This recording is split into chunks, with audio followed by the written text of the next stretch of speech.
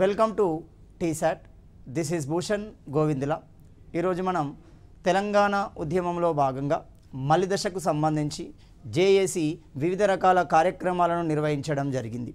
ఎప్పుడైతే చిదంబరం రెండో ప్రకటన మొట్టమొదటి ప్రకటనకు విరుద్ధంగా ఇస్తున్నాడో, రాష్ట్ర ఏర్పాటుకు సంబంధించిన బిల్ శాసనసభ ఆమోదం తర్వాతనే పరిశీలిస్తామని ప్రకటించాడో, ఆ క్రమంలో మనకి జేఏసీ అనేది ఏర్పాటు చేయబడుతుంది.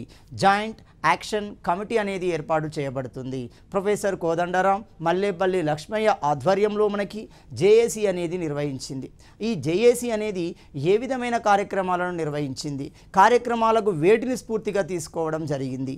భారత జాతీయోద్యమంలో గాంధీ తర్వాత గాంధీ ఎప్పుడైతే జాతీయోద్యమంలోకి ఎంటర్ అయ్యాడో, ముఖ్యంగా 1920 నుండి 1920లో సహాయ నిరాకరణం, శాసనోల్లంఘనం, అదేవిధంగా క్విట్ ఇండియా ఉద్యమ రూపంలో జాతీయోద్యమంలో గాంధీజీ క్రియాశీలక పాత్ర పోషించడం జరిగింది.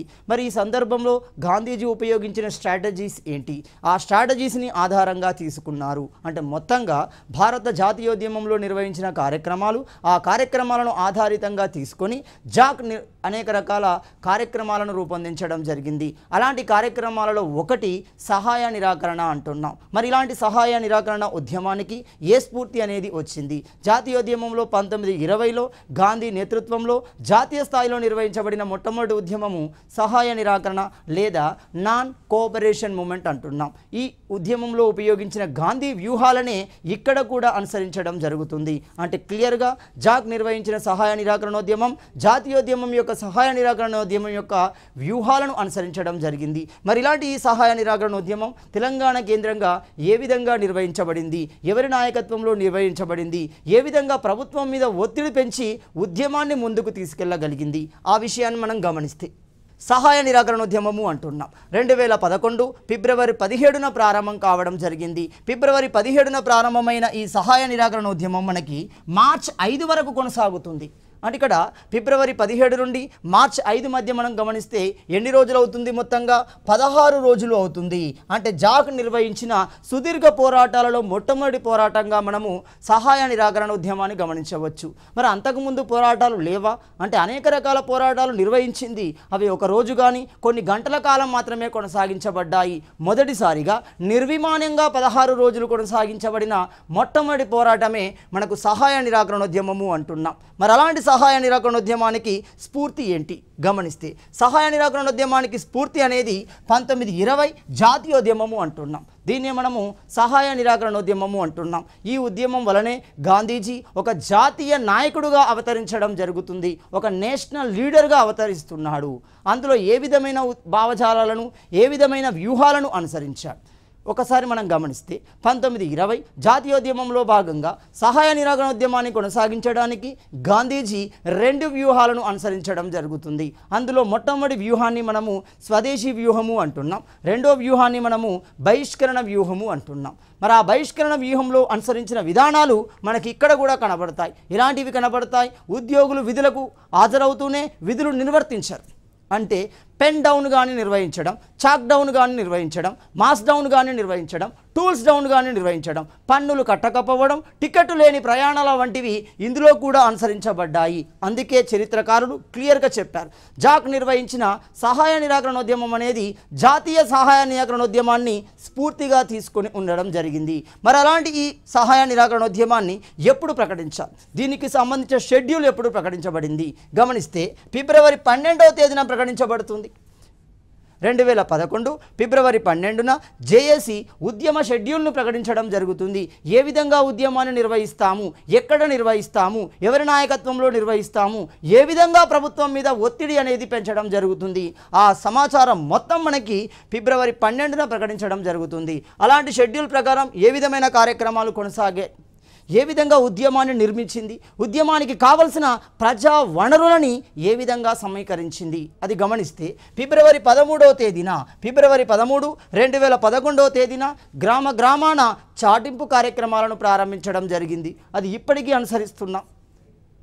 తెలంగాణ గ్రామీణ సమాజంలో ఒక సమాచారాన్ని తెలియజేయడం కోసం చాటింపు కార్యక్రమాన్ని ఇప్పటికీ అనుసరిస్తున్నాం. కాబట్టి ఆ గ్రామాన చాటింపు కార్యక్రమం ద్వారా గ్రామీణ ప్రజలకి జేఏసీ అనే ఒక సంస్థ సహాయ నిరాకరణను నిర్వహించబోతుంది. ప్రభుత్వంపై ఒత్తిడి పెంచబోతుంది.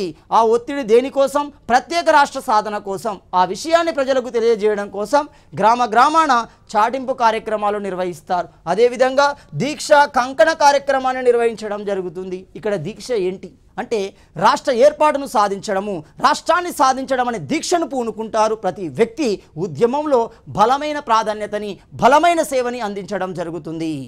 కాబట్టి ఇక్కడ దీక్షా కంకణాల కార్యక్రమం, గ్రామాన చాటింపుల కార్యక్రమం మనకి ఫిబ్రవరి 13న నిర్వహించబడుతుంది. ఫిబ్రవరి 14వ తేదీన నియోజకవర్గ కేంద్రాలలో ర్యాలీలు నిర్వహించబడతాయి. ఈ ర్యాలీల వల్ల ఏమవుతుంది?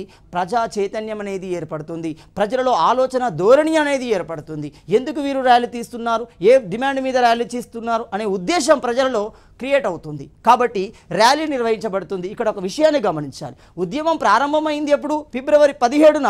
అంతకుముందే ఆ ఉద్యమానికి కావాల్సిన ప్రజలను సమీకరించడం కోసం, ప్రజలను సిద్ధం చేయడం కోసం, ప్రజలలో ఆలోచన రేకెత్తించడం కోసం వివిధ కార్యక్రమాలను ప్రారంభించింది. చూడండి, సేమ్ అక్కడ గాంధీజీ కూడా అలాగే. గాంధీజీ యొక్క భావజాలం ఏంటి? సత్యాగ్రహం. సత్యాగ్రహాన్ని ఎవరైతే అనుసరిస్తారో వాళ్ళనే చరిత్రలో గాంధేయవాదులు అంటున్నాం. మరి అలాంటి సత్యాగ్రహం 2 పదాల కలయికగా ఉంటుంది. ఒకటి సత్యం, 2 అహింస.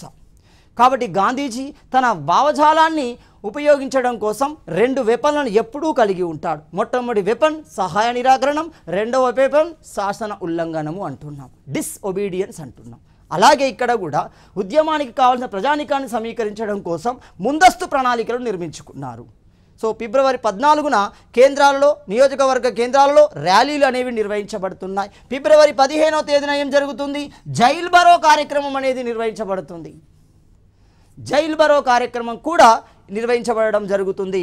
అదేవిధంగా ఫిబ్రవరి 16వ తేదీన, సో ఫిబ్రవరి 16వ తేదీన ఏం జరిగింది? తెలంగాణపై నిర్ణయం తీసుకోవాలని ఆనాటి శాసనసభ సభ్యులు కానీ, ఎమ్మెల్యేలు కానీ, పార్లమెంటు సభ్యులు, ఎంపీలు కానీ వారి ఇంటి ముందు ఏం చేస్తున్నారు? ధర్నాలు నిర్ణయించడం జరుగుతుంది. సో ధర్నాలు నిర్వహించడం వల్ల వారి మీద ఒత్తిడి పెంచుతున్నారు. వారు శాసనసభ కేంద్రంగా, పార్లమెంటు కేంద్రంగా ఒత్తిడి పెంచే విధంగా వాళ్ళని నిర్బంధం చేయడం జరుగుతుంది. కాబట్టి కాంగ్రెస్, టీడీపీ ప్రజాప్రతినిధుల ఇంటి ముందు ధర్నాలు అనేవి నిర్వహించబడ్డాయి. ఈ విధంగా ప్రజలలో ఒక భావజాలాన్ని క్రియేట్ చేశారు. ఒక ఉద్యమాన్ని నిర్మిస్తున్నాము అనే ఒక భావాన్ని క్రియేట్ చేయడం జరుగుతుంది. క్రమంగా ఫిబ్రవరి 17వ తేదీన, సో క్రమంగా ఫిబ్రవరి 17వ తేదీన సహాయ నిరాకరణ ఉద్యమం అనేది ప్రారంభించబడింది. అంటే షెడ్యూల్ ప్రకారం ఫిబ్రవరి 17వ తేదీన సహాయ నిరాకరణం ప్రారంభించబడి మార్చి 5 వరకు కొనసాగడం జరుగుతుంది. కాబట్టి ఫిబ్రవరి 17న సహాయ నిరాకరణ ఉద్యమం అనేది ప్రారంభించబడింది. మరి అలాంటి సహాయ నిరాకరణ ఉద్యమం ఏ విధంగా కొనసాగింది అంటే ఫిబ్రవరి 18వ తేదీన క్లియర్గా గమనిస్తే కేంద్ర ప్రభుత్వ కార్యాలయాల ముందు పికెటింగ్ అనేది నిర్వహిస్తున్నారు. మనం జాతీయోద్యమాన్ని గమనిస్తే, జాతీయోద్యమం యొక్క వివిధ రకాల కార్యక్రమాలు గమనిస్తే అందులో మనకు పికెటింగ్ అనేది కూడా నిర్వహించడం జరుగుతుంది. సో ఆ పికెటింగ్ విధానాన్ని ఇక్కడ కూడా తెచ్చుకున్నారు. అంటే క్లియర్గా జాక్ నిర్వహించిన మొట్టమొదటి కార్యక్రమం సహాయ నిరాకరణోద్యమంలో జాతీయ భావాలు, జాతీయ కార్యక్రమాలు, జాతీయ వ్యూహాలు అనేవి అనుసరించారు. అందులో మొట్టమొదటి వ్యూహంగా మనం గమనించవచ్చు ఇక్కడ పికెటింగ్ అంటున్నాం. సో పికెటింగ్ అనేది కార్యాలయాల ముందు నిర్వహించడం జరుగుతుంది. ఫిబ్రవరి 19వ తేదీన రాస్తా రోగులు నిర్వహించారు. రస్తా అంటే ప్రజలు నడిచే దారి అంటున్నాం, రస్తా లేదా రాస్తా రోగులు అంటున్నాం. 2 రోడ్డు నిర్బంధాలు అంటున్నాం. 3వది సిటీలో ఏమన్నారు? వాక్ ఫర్ తెలంగాణ అంటున్నాం. సో వాక్ ఫర్ తెలంగాణను పట్టణాలలో నిర్వహించారు, ప్రభాత బేరిని గ్రామాలలో నిర్వహించడం జరుగుతుంది. సో ఇలా ఉద్యమానికి కావాల్సిన ప్రజలని చైతన్యపరుస్తూ ఉద్యమం వైపు వాళ్ళను ఆకర్షించే ప్రయత్నం చేస్తున్నారు. ఉద్యమాన్ని బలమైన ఉద్యమంగా మలిచే ప్రయత్నం చేయడం జరుగుతుంది. ఇందులో జాతీయోద్యమ భావజాలాలను ఉపయోగించుకుంటూ వచ్చారు. అదేవిధంగా ఫిబ్రవరి 22వ తేదీన గమనిస్తే సార్వత్రిక సమ్మె బంద్ని ప్రారంభించడం జరుగుతుంది. అందరూ మూకుమ్మడిగా బంద్ను ప్రకటించడం జరిగింది, బంద్ను ప్రారంభించడం జరిగింది. అలాంటి సందర్భంలోనే టీఎన్జీఓ నాయకుడు అంటున్నా. మరి ఈ ఉద్యమంలో పాలు పంచుకున్న టీఎన్జీఓ నాయకుడు ఎవరు గమనిస్తే అతడు స్వామి గౌడ్ అన్నాడు. స్వామి గౌడ్ యొక్క అల్టిమేటం ఏమైంది? స్వామి గౌడ్ ఏమని చెప్పాడు, ఏమని ప్రకటించాడు? ఉద్యోగులారా మీ ఉద్యోగాలకు వెళ్ళండి, కానీ విధులు నిర్వర్తించకండి. సో ఇక్కడ మనకు స్ట్రాటజీ కనబడుతుంది చూడండి. ఉద్యోగులు విధులకు హాజరు కావాలి, కానీ విధులను నిర్వర్తించకూడదు. అంటే సింపుల్గా పెన్ డౌన్ చేయాలి అంటున్నాడు. అంటే విధులకు వెళ్తూనే విధులను నిరాకరించడం, తద్వారా ప్రభుత్వం మీద ఒత్తిడి తేవడం, ప్రభుత్వం యొక్క కార్యకలాపాలలో డిస్టర్బెన్స్ని క్రియేట్ చేయడం ద్వారా ప్రభుత్వం మీద ఒక రకమైన ఒత్తిడిని క్రియేట్ చేయడం అంటున్నాం. కాబట్టి టీఎన్జీఓ నాయకుడు స్వామి గౌడ్ మొట్టమొదటి ప్రకటన జారీ చేయడం జరిగింది ఉద్యోగులను దృష్టిలో ఉంచుకొని. సో ఇలాంటి సందర్భంలోనే ఉద్యమానికి సంబంధించి ఎంపీ మధు యాష్కి గౌడ్ మరో ప్రకటన జారీ చేశాడు. ప్రజలారా, రాజ్యాంగ సంక్షోభమైనా సృష్టించాలి కానీ రాష్ట్రాన్ని సాధించాలి అంటున్నాడు. రాజ్యాంగ సంక్షోభం సృష్టించడము అంటే ఏమవుతుంది? రాజ్యాంగంలో నిబంధన 3 అన్నాం. రాజ్యాంగంలో నిబంధన 3 ఏం చెప్తుంది? ఒక రాష్ట్రాన్ని ఏ విధంగా ఏర్పాటు చేయాలి, ఏ సందర్భంలో ఏర్పాటు చేయాలి, ఏర్పాటు చేయడానికి కావాల్సిన ప్రాసెస్ ఏందో చెప్తుంది. చూడండి, ఒక రాష్ట్రాన్ని ఏర్పాటు చేయడం, సరిహద్దును మార్చడం, పేరును మార్చడం, వైశాల్యాన్ని పెంచడం, వైశాల్యాన్ని తగ్గించడం. సో ఇలాంటి అంశాలు మొత్తం మనకి నిబంధన లేదా ఆర్టికల్ 3లో ఉంటాయి. అలాంటి రాజ్యాంగ సంక్షోభాన్ని సృష్టించి మనం రాష్ట్రాన్ని సాధించుకోవాలి అని పిలుపునిచ్చిన వ్యక్తి ఎవరు? మధు యాష్కి గౌడ్ అంటున్నాం. అక్కడ స్వామి గౌడ్ ఏమన్నాడు? ఉద్యోగులారా, మీరు విధులకు హాజరండి కానీ విధులను నిర్వర్తించకండి, పెన్ డౌన్ ప్రకటించండి అంటున్నారు. అదేవిధంగా ఉద్యమంలో ఉపయోగించిన పద్ధతులు ఏంటి? మరి మనం ఏమంటున్నాం? జాతీయోద్యమం యొక్క 1920లో నిర్వహించబడిన సహాయ నిరాకరణోద్యమ కార్యక్రమాలను అనుసరించాం. మరి ఆ విధానాలు ఏంటి? మనకి ఇక్కడ ఏం కనబడుతున్నాయి ఆ విధానాలు గమనిస్తే? ఒకటి, ఉద్యోగులు తమ విధులను బహిష్కరించాలి అంటున్నాం. ఉద్యోగులు తమ విధులని బహిష్కరించాలి అని మొట్టమొదటి పద్ధతిని ఉపయోగించారు. తద్వారా ఏమవుతుంది? ప్రభుత్వం యొక్క కార్యకలాపాలకు అడ్డంకి అనేది ఏర్పడుతుంది. ప్రభుత్వ కార్యకలాపాలు అనేవి స్తంభించిపోతాయి. ప్రభుత్వం నడవలేని స్థితిలోకి వెళ్ళి ఒక రకమైన ప్రెషర్లో కూరుకుపోతుంది. సో ఒకటి. రెండోది గమనిస్తే శిస్తు చెల్లించకపోవడం అంటున్నాం. సో మనకి ఇక్కడ గమనించండి, 1920లో గాంధీజీ ప్రారంభించిన సహాయ నిరాకరణోద్యమంలో బహిష్కరణ భాగము అంటున్నాం, బహిష్కరణ అంటున్నాం.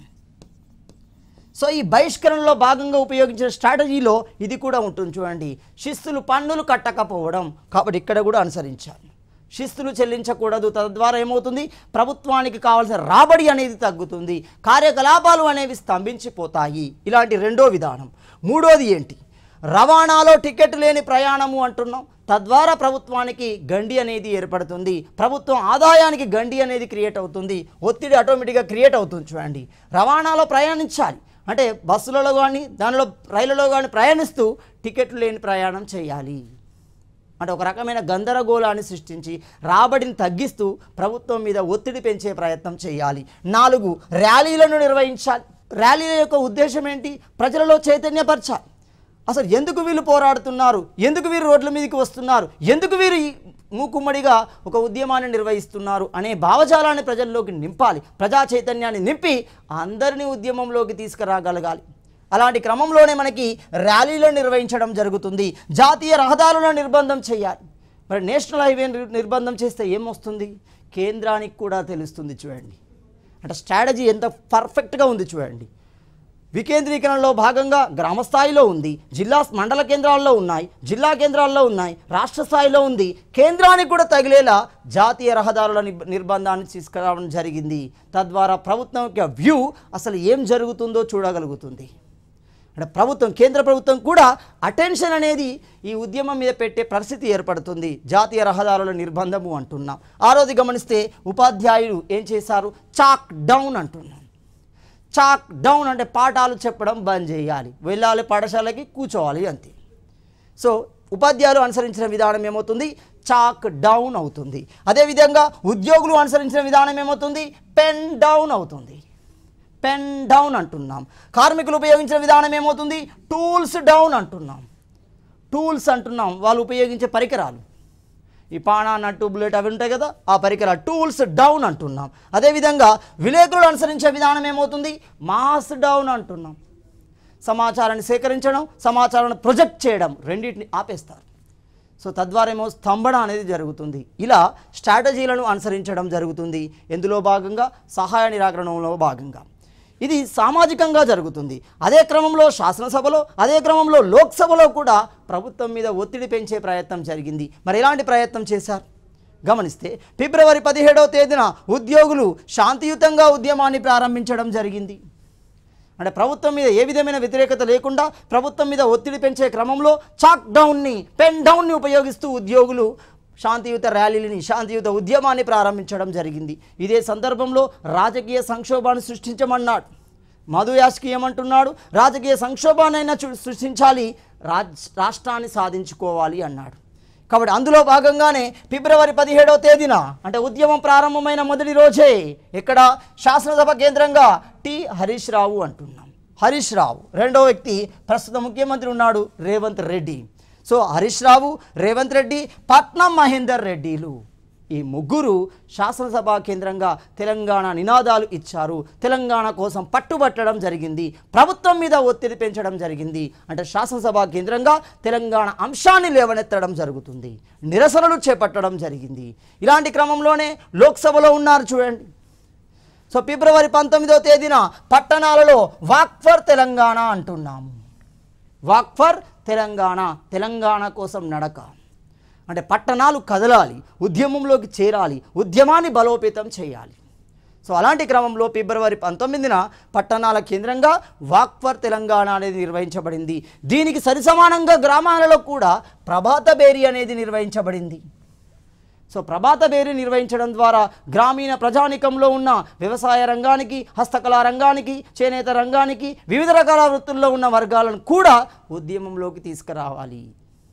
సో ఇలా ప్రభాత బేరీని గ్రామాలలో, వాక్ ఫర్ తెలంగాణని పట్టణాలలో నిర్వహించడం జరిగింది. అంతేకాకుండా ఫిబ్రవరి 21వ తేదీన విద్యార్థులు చెలో అసెంబ్లీ కార్యక్రమానికి పిలుపునివ్వడం జరుగుతుంది. చెలో అసెంబ్లీ కార్యక్రమానికి విద్యార్థులు పిలుపునిస్తే చెలో రాజ్ భవన్ అంటున్నాం చూడండి. చెలో రాజ్ భవన్ ఎప్పుడైతే నిజాం, 7వ నిజాం రాజ్ ప్రముఖ నిర్వహించబడ్డాడో, రాజ్ ప్రముఖగా ప్రకటించబడ్డాడో ఆ క్రమంలో వచ్చిందే రాజ్ భవన్ అవుతుంది, గవర్నర్ యొక్క నివాసం. కాబట్టి ఇక్కడ న్యాయవాదులు చెలో రాజ్ భవన్, విద్యార్థులు చెలో అసెంబ్లీ కార్యక్రమానికి పిలుపునివ్వడం జరిగింది. తద్వారా ఒక ప్రతిష్టంభన చేసే ప్రయత్నం, ప్రభుత్వం మీద ఒత్తిడి తెచ్చే ప్రయత్నం, ప్రభుత్వాన్ని ఇరుకాటన పెట్టే ప్రయత్నం చేయడం జరుగుతుంది ఫిబ్రవరి 21న. అలాంటి క్రమంలోనే మరిన్ని కార్యక్రమాలు కూడా కొనసాగుతున్నాయి. ఫిబ్రవరి 22వ తేదీన ఇక్కడ లోక్సభ కేంద్రంగా అప్పటికి ఎంపీలుగా ఉన్న వాళ్ళు ఇద్దరు, ఒకరు కేసీఆర్, రెండు విజయశాంతి అంటున్నాం. కేసీఆర్, విజయశాంతులు లోక్సభ కేంద్రంగా. సో లోక్సభ కేంద్రంగా ఒత్తిడి తెచ్చే ప్రయత్నం చేయడం జరిగింది. తెలంగాణ భావజాలాన్ని, తెలంగాణ రాష్ట్ర డిమాండ్ని లోక్సభ కేంద్రంగా అంటే చూడండి అంశాన్ని రాష్ట్రాన్ని దాటించి జాతీయ స్థాయిలోకి తీసుకెళ్ళగలిగారు, పార్లమెంటు స్థాయిలోకి తీసుకెళ్ళగలిగారు. జాతీయ మీడియా అటెన్షన్ మొత్తం లోక్సభ మీద ఉంచేటట్లుగా వీళ్ళు ప్రయత్నం చేయడం జరిగింది. కాబట్టి ఫిబ్రవరి 22న లోక్సభ కేంద్రంగా తెలంగాణ డిమాండ్ అనేది మరోసారి వెలుగులోకి వచ్చింది. ఇలాంటి క్రమంలోనే మార్చి 1 అంటున్నాం. మార్చి 1వ తేదీన మార్చి 1వ తేదీన పల్లె పల్లె పట్టాలపైకి కార్యక్రమాన్ని తీసుకొచ్చాము. ఈ పట్టాలు అనేవి దేనికి సంబంధించినవి? కేంద్రం ఆధీనంలో ఉండే రైల్వే వ్యవస్థకు సంబంధించినవి. అంటే ఇప్పటి వరకు చూడండి గ్రామంలో, పట్టణాలలో, మండలాలలో, జిల్లాలలో, రాష్ట్రాలలో కార్యక్రమాలు నిర్వహిస్తున్నారు. విద్యార్థులు చెలో రాజ్భవన్కి, చెలో ఏమవుతుంది, చెలో అసెంబ్లీకి, చెలో రాజ్భవన్ కార్యక్రమాలకు పిలుపునిస్తున్నారు. అటు న్యాయవాదులు ఇస్తున్నారు, ఇటు విద్యార్థులు ఇస్తున్నారు, ఇటు శాసనసభలో ఎమ్మెల్యేలు, అటు లోక్సభలో ఎంపీలు పోరాటం చేయడం జరుగుతుంది. అంతేకాకుండా జాతీయ మీడియాను, కేంద్రం యొక్క దృష్టిని ఆకర్షించే క్రమంలో పల్లె పల్లె పట్టాలపైకి కార్యక్రమాన్ని నిర్వహించున్నారు. ఇప్పుడు ఎగ్జామినర్ దృష్టిలో వచ్చే ప్రశ్న ఇదే చూడండి. దీన్ని ఫోకస్ చేస్తూ క్వశ్చన్ ఫోకస్ అవుతాడు చూడండి. క్రింది వాణిలో పల్లె పల్లె పట్టాలపైకి కార్యక్రమం ఏ కార్యక్రమంలో భాగంగా కొనసాగింది? అది సహాయ నిరాకరణంలో భాగంగా కొనసాగింది. అంటే ఇప్పుడు పల్లె పల్లె పట్టాలపైకి అనే కార్యక్రమం సహాయ నిరాకరణంలో భాగంగా మాత్రమే కొనసాగింది, ప్రత్యేకంగా లేదు, అందులో భాగమే అవుతుంది. సో మార్చి 1వ తేదీన పల్లె పల్లె పట్టాలపైకి కార్యక్రమం నిర్వహించడం ద్వారా కేంద్రం మీద, కేంద్ర రంగం మీద ఒత్తిడి తెచ్చే ప్రయత్నం చేయడం జరిగింది. ప్రభుత్వాలు దిగి వచ్చాయి. ప్రభుత్వాలు ఉద్యోగ సంఘాలతో, ఉద్యమ నాయకులతో చర్చలకు దిగి రావడం జరిగింది. మరి ఇలాంటి క్రమంలోనే మనకి మార్చి 4వ తేదీ అంటున్నాం. సో మార్చి 4వ తేదీన ఉద్యోగ సంఘాల జేఏసీ నేతలు, అంటే వివిధ రకాల ఉద్యోగ సంఘాలు ఉంటున్నాయి, ఉపాధ్యాయ ఉద్యోగ సంఘాలు ఉంటున్నాయి, న్యాయవాద ఉద్యోగ సంఘాలు ఉంటున్నాయి, జర్నలిస్టు ఉద్యోగ సంఘాలు ఉంటున్నాయి, విద్యార్థి ఉద్యోగ సంఘాలు ఉంటున్నాయి, వివిధ రకాల వర్గాలు, సబ్బండ వర్గాలకు సంబంధించిన జేఏసీలు ఉన్నాయి, ఉద్యమంలోకి వచ్చాయి. ఉద్యమాన్ని ఒక బలమైన, ఒక క్లిష్టతరమైన ఉద్యమంగా మార్చడం జరిగింది. ప్రభుత్వానికి గత్యంతర పరిస్థితి తీసుకొచ్చింది. తప్పనిసరి పరిస్థితిని తీసుకొచ్చింది. మరి ఈ సమస్యని ఇక్కడే ఆపకపోతే ఉద్యమం ఉధృతమవుతుంది, ఖచ్చితంగా అది తీవ్ర రూపాన్ని దాల్చుతుంది. మరి ఎలా? సో సింపుల్గా జేఏసీ అందరిని పిలవడం జరిగింది. మీ డిమాండ్స్ ఏంటి? స్వయంగా ఆనాటి ముఖ్యమంత్రి వీరితో చర్చలు జరపడం జరిగింది. ఆ చర్చల యొక్క సారాంశం ఏంటి? ఒక ఒప్పందం అనేది వెలుగులోకి వస్తుంది. మరి ఆ ఒప్పందం ఏముంది? ఆ ఒప్పందంలో భాగంగా ఏం కుదిరింది? జేఏసీ నేతలు ప్రభుత్వం ముందు, ముఖ్యమంత్రి ముందు ఎలాంటి డిమాండ్లు ఉంచారు? సింపుల్గా డిమాండ్ ఏమవుతుంది? ప్రత్యేక రాష్ట్రం కావాల్సింది. నీరు, నిధులు, నియామకాల రూపంలో తెలంగాణ ప్రాంతం సర్వ విధాల మోసపోతుంది. కాబట్టి మాకి ప్రత్యేక రాష్ట్రం వచ్చినప్పుడు మాత్రమే మాకు న్యాయం అనేది జరుగుతుంది. కాబట్టి దానికి కావాల్సిన చర్యలు తీసుకోండి. ప్రత్యేక డిమాండ్. ఈ నేపథ్యంలో ఒక ఒప్పందం అనేది కుదిరింది. ఏంటి ఆ ఒప్పందం? ఒప్పందంలో ఉన్న అంశాలు ఏంటి గమనిస్తే, ఒకటి రాష్ట్రపతి ఉత్తర్వుల అమలు అంటున్నాం. ఏంటి రాష్ట్రపతి ఉత్తర్వులు? ప్రెసిడెన్షియల్ ఆర్డర్స్ అంట. ఎప్పుడైతే 1973 సెప్టెంబర్ 21న 6 సూత్రాల పథకం ప్రకటించబడిందో దానికి రాజ్యాంగ బాధ్యత ఇవ్వడం కోసం వచ్చిందే సవరణ 32, రాజ్యాంగ సవరణ 32 అంటున్నాం. అంటే 6 సూత్రాల పథకంలో క్లియర్ కట్గా 5వ అంశంలో చెప్పాడు, 4 అంశాలను అమలు చేసే క్రమంలో వచ్చే రాజ్యాంగపరమైన సమస్యలని నిర్ణయించే, వాటిని పరిష్కరించే అధికారాన్ని రాష్ట్రపతికి కల్పిస్తున్నాము అని చెప్పారు. సో ఆ సూత్రం ఆధారంగా 32వ రాజ్యాంగ సవరణ ద్వారా వచ్చిందే మనకి రాష్ట్రపతి ఉత్తర్వులు అంటున్నాం, ప్రెసిడెన్షియల్ ఆర్డర్స్ అంటున్నాం. మరి అలాంటి ప్రెసిడెన్షియల్ ఉత్తర్వుల అమలుకై రిటైర్డ్ జడ్జి నేతృత్వంలో ఒక కమిటీని ఏర్పాటు చేయాలి అన్నారు. దానివల్ల ఎలాంటి ప్రయోజనం ఉంటుంది? ఇప్పుడు క్లియర్గా గమనించండి. 1975లో ఈ ఉత్తర్వులు వస్తే 1984లో ఒక క్లారిటీ తెలిసింది. చూడండి, ఆ క్లారిటీ తెలిసింది. ఏంటి ఆ క్లారిటీ?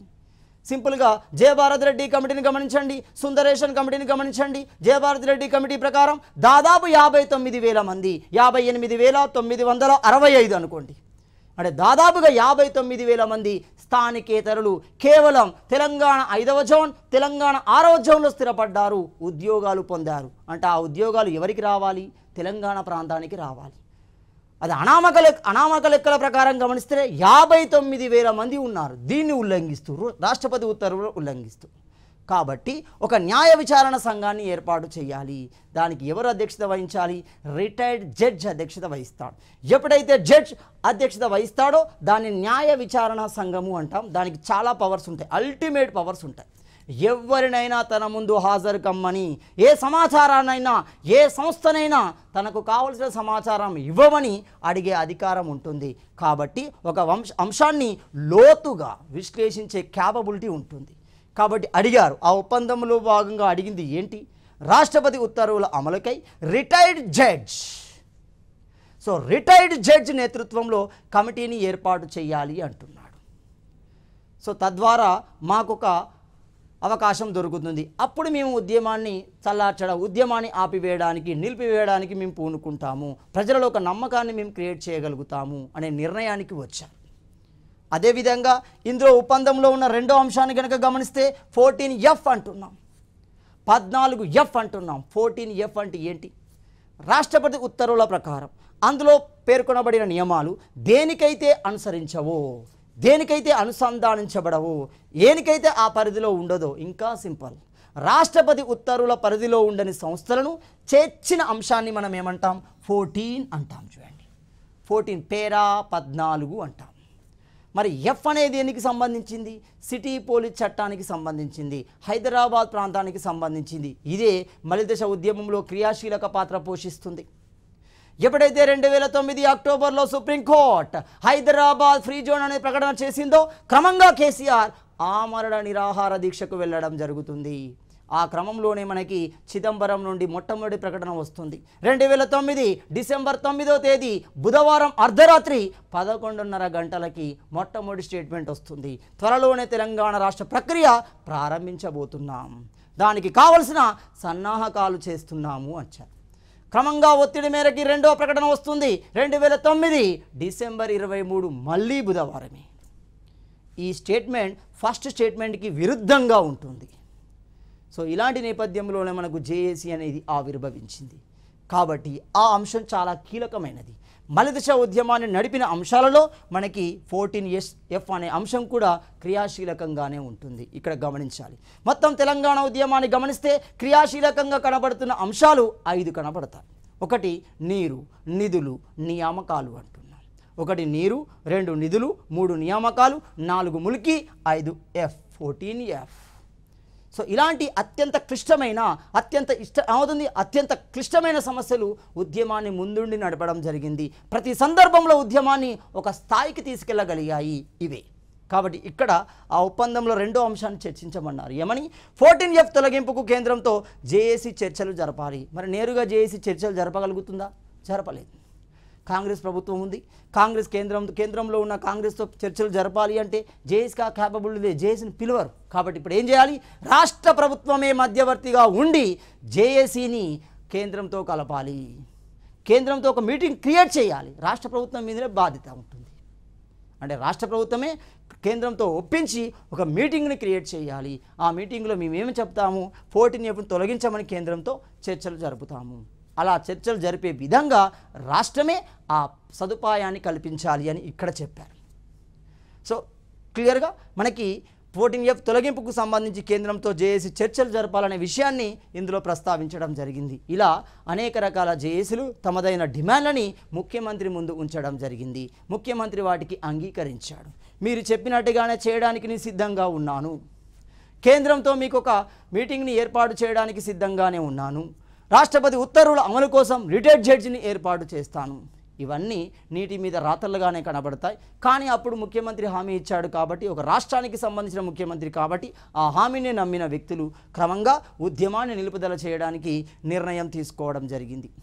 మరి ఎప్పుడు? 2011 TNGO స్వామి గౌడ్ ఉద్యమ విరమణ ప్రకటన చేయడం జరుగుతుంది.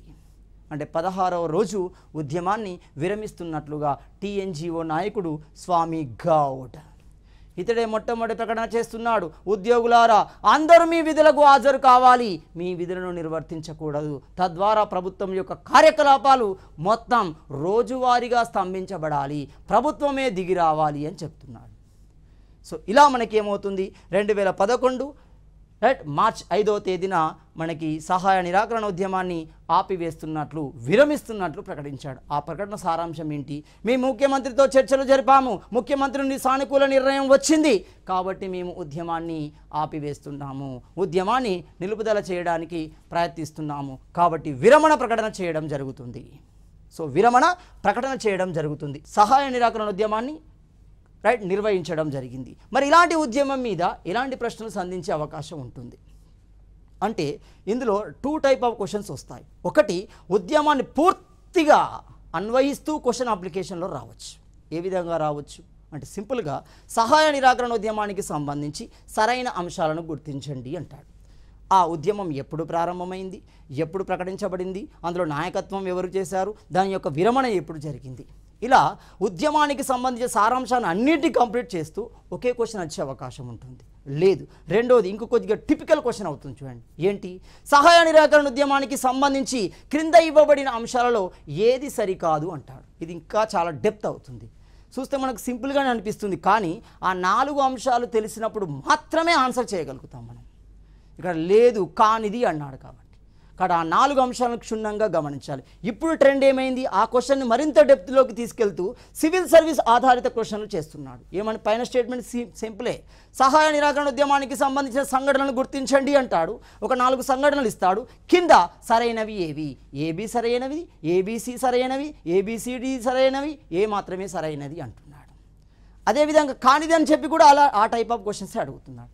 ఇలా మనకు సహాయ నిరాకరణ ఉద్యమం గురించి ప్రశ్న అడిగే అవకాశం ఉంటుంది. ఈ విధంగా సహాయ నిరాకరణ ఉద్యమం జేఏసీ ఆధ్వర్యంలో నిర్వహించిన మొట్టమొదటి నిర్విమాణ ఉద్యమంగా మనం భావించవచ్చు. సో తదుపరి అంశాన్ని మనము తదుపరి వీడియోలో చర్చించుకుందాం.